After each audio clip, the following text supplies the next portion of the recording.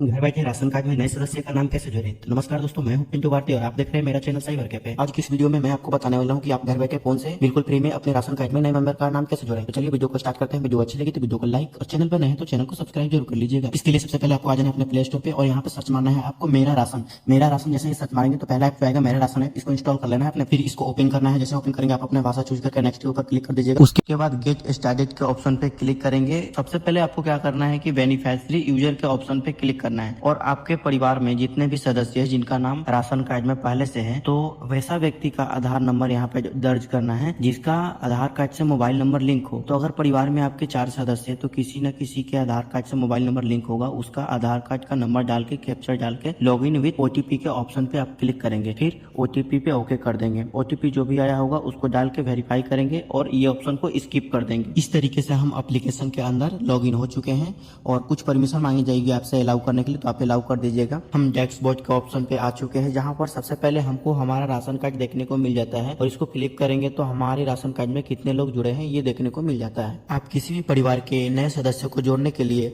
नीचे में जो मैनेज फैमिली डिटेल्स का ऑप्शन दिखाई दे रहा है यहाँ पे आप क्लिक करेंगे तो हमारे सामने एक नया पेज ओपन हो जाएगा जिसमें दिखाएगा कि आपके परिवार में कितने सदस्य पहले से जुड़े हुए हैं और किन सदस्य की केवाईसी पूरी हुई है और किसकी केवाईसी पूरी नहीं हुई है। अगर आपकी केवाईसी नहीं हुई तो आप अपने राशन डीलर के पास जाके अपनी केवाईसी पूरी कर लीजिए क्योंकि केवाईसी करना भी जरूरी है। जैसा कि मैं आप लोगों को बताने वाला हूं कि एक नए सदस्य का नाम अपने राशन कार्ड में कैसे जोड़ें। तो इसके लिए ऊपर की तरफ में ऐड न्यू मेंबर के ऑप्शन पे क्लिक करेंगे। आपके परिवार के जो भी सदस्य हो जिनका नाम आप राशन कार्ड में जोड़ना चाहते हैं तो उनके पास पहले से आधार कार्ड होना जरूरी है क्योंकि आधार कार्ड पे आपकी जो भी डिटेल्स होती है उन्हीं के अनुसार यहाँ पे फॉर्म भरा जाता है। यहाँ पर आपके आधार कार्ड पे जैसे भी नेम लिखा हो सेम टू सेम यहाँ पर भी वैसे ही नेम लिखना है। नीचे में आपको लोकल लैंग्वेज में नेम लिखने को बोलेगा जो कि आप अपने नेम को हिंदी में भी यहाँ पर लिख सकते हैं, लेकिन कई बार क्या होता है कि कीबोर्ड में हिंदी में शो नहीं करता है तो यहाँ पर भी आप इंग्लिश में नेम लिख सकते हैं। उसके बाद आप अपना जेंडर चूज कर लीजिएगा। उसके बाद आप अपना आधार कार्ड पे जो भी डेट ऑफ बर्थ हो same to same date of birth यहाँ पे सेलेक्ट करना है और एज आपकी ऑटोमेटिकली शो कर देगा। उसके बाद आपको अपना मदर नेम इंग्लिश में लिखना है और इंग्लिश में लिखने के बाद आप अपने मदर नेम को हिंदी में भी यहाँ पे लिखेंगे।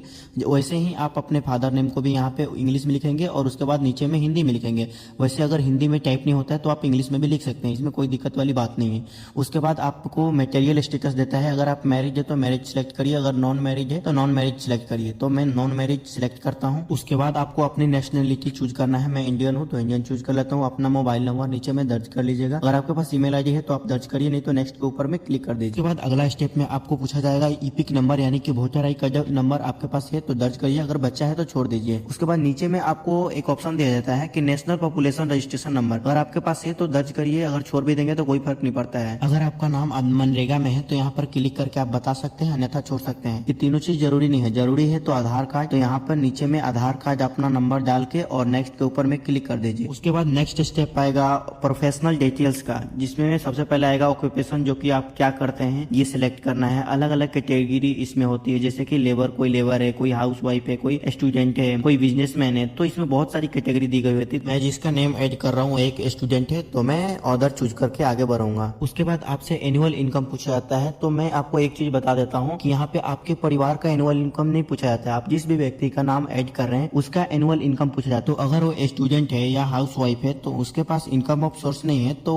उस जीरो भी फिल कर सकते हैं क्योंकि वो अभी अर्निंग नहीं करता है। तो मैं जीरो फिल करके नेक्स्ट के टैब पे क्लिक करता हूँ। उसके बाद आपको अगला स्टेप की ओर आगे बढ़ना है तो आपके पास सबसे पहले कास्ट कैटेगरी का ऑप्शन आएगा जिसमें जनरल है, एसटी है, एससी है और अदर भी। तो आप अपनी केस में जो भी हो तो आप अपना सिलेक्ट कर लीजिएगा। मैं जनरल सिलेक्ट कर लिया। अगर आप एससी या एसटी कास्ट चूज करते हैं तो आपको कास्ट सर्टिफिकेट भी अपलोड करना पड़ता है। उसके बाद रिलेशन विथ एचओएफ के ऑप्शन पे आना है। यहाँ पे आपसे हेड ऑफ फैमिली पूछा जाता है कि जो आपके परिवार के मुखिया है उनसे आपकी क्या संबंध है। किसी के बेटे हो सकते हैं, किसी की लड़की हो सकती है। आप जिस भी व्यक्ति का फॉर्म भर रहे हैं उसके परिवार के मुखिया से उसका क्या संबंध है ये यहाँ पे सिलेक्ट करना है। तो ये सिलेक्ट करके नेक्स्ट के ऊपर में क्लिक करते हैं। अगला स्टेप आता है बैंक डिटेल्स का। तो परिवार के अंदर सभी सदस्यों का बैंक डिटेल्स हो ऐसा कोई जरूरी नहीं है। इस ऑप्शन को आप नीचे से नेक्स्ट के टैब पे क्लिक करके स्किप भी कर सकते हो। तो चलिए हम नेक्स्ट कर देते हैं। अगला स्टेप आएगा मेंबर फिजिकल डिटेल्स का। तो अगर इसमें कोई विकलांग है सुनने में या चलने में या देखने में तो इसमें इसको फिलअप करना है। मेरे केस में ऐसा कुछ भी नहीं है तो मैं इसको नेक्स्ट करके स्किप कर दूंगा।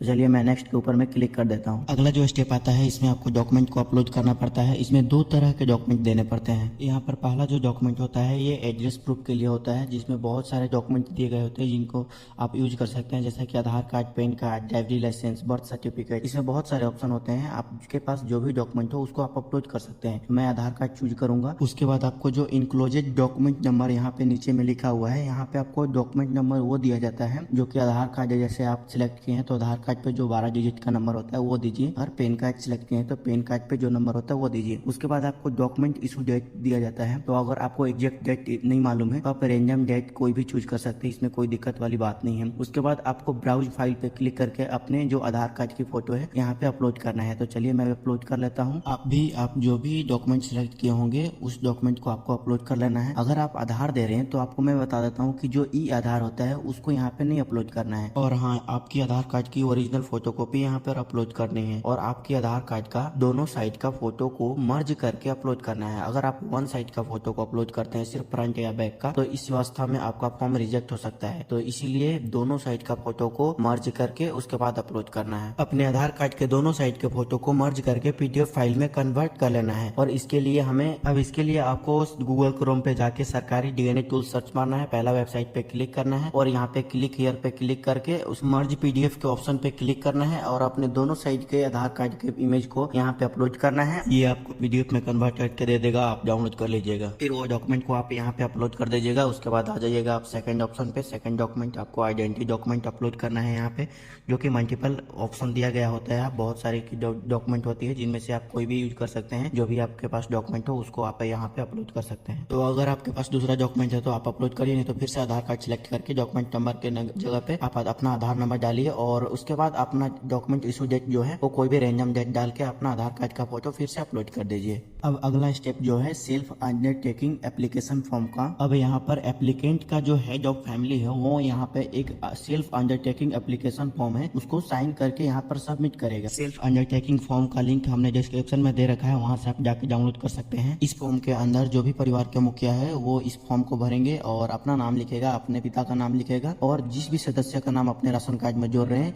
यहाँ पर उसका नाम लिखेगा, और परिवार के मुखिया से उनका संबंध क्या है यहाँ पर लिखेगा। पर वो स्वीकार करेगा कि हमारे पास जो भी इनकम है ज्यादा नहीं है, हमारे घर पे कोई भी आयकर दाता नहीं है, और हमारे घर पे कोई किसी भी प्रकार का ट्रैक्टर और टाली नहीं है, और मेरा परिवार कच्चे घर में रहने वाला परिवार है। ऐसा करके साइन करके सबमिट करेंगे इस फॉर्म को। फॉर्म भरने के बाद यहाँ पर इंक्लोजर टाइप के ऑप्शन पे एरो में क्लिक करेंगे और यहाँ पर अदर चूज कर लेंगे, क्योंकि ऑप्शन में अंडरटेकिंग फॉर्म नहीं दिया गया, इसलिए अदर चूज करके यहाँ पे डॉक्यूमेंट नंबर तो हमारे पास कुछ है नहीं तो 1 डाल देंगे, और इशू डेट आज के ही डाल देंगे। उसके बाद जो अंडरटेकिंग फॉर्म हमने फॉर्म भरा था उसको अपने गैलरी में फोटो खींच के और सबमिट कर देंगे। फिर नेक्स्ट के टैब पे क्लिक कर देंगे। उसके बाद हमारे सामने एक नया पेज ओपन हो जाएगा जो कि होगा टर्म एंड कंडीशन का एंड प्राइवेसी एंड पॉलिसी का। नीचे की तरफ स्क्रॉल करके कंसेंट पे क्लिक करके सबमिट के ऑप्शन पे क्लिक कर देंगे। ओटीपी पे ओके करेंगे। हमारे मोबाइल नंबर पे एक ओटीपी जाएगा जो कि हमारे आधार कार्ड से जो भी मोबाइल नंबर लिंक होगा उस पर ओटीपी गया होगा। उस ओटीपी को दर्ज करके वेरीफाई के ऑप्शन पे क्लिक करेंगे। इस तरीके से हमारा जो रिक्वेस्ट है वो सफलतापूर्वक सेंड हो चुका है, जो कि हमारे डिस्ट्रिक्ट का खोज ऑफिसर के पास गया होता है रिक्वेस्ट, और हमको एक रिक्वेस्ट आईडी भी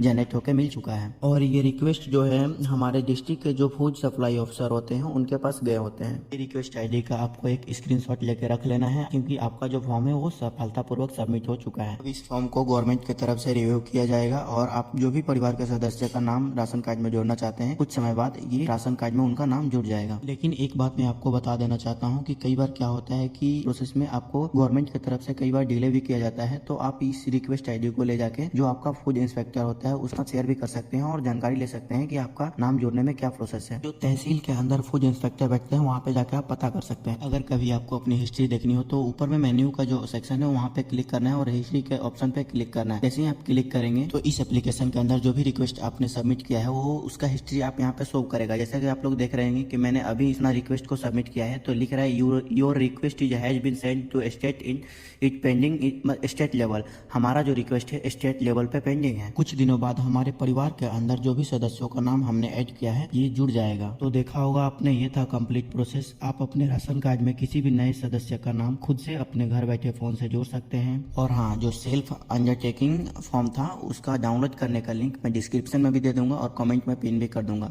वहां से जाके आप लोग वो फॉर्म डाउनलोड कर सकते हैं। ये फॉर्म सबमिट करने में अगर आपको कोई परेशानी आती है तो आप कमेंट बॉक्स में जरूर बताइएगा, मैं आपकी मदद करने की कोशिश करूंगा। आशा करता हूँ कि आपको ये वीडियो पसंद आई होगी, तो वीडियो को लाइक और चैनल पर नए हैं तो चैनल को सब्सक्राइब करके जरूर जाइएगा, क्योंकि मैं लाता रहता हूँ आपके लिए ऐसे ही यूजफुल वीडियो। तो मिलते हैं ऐसे ही यूजफुल वीडियो को लेकर, तब तक के लिए गुड बाय, टेक।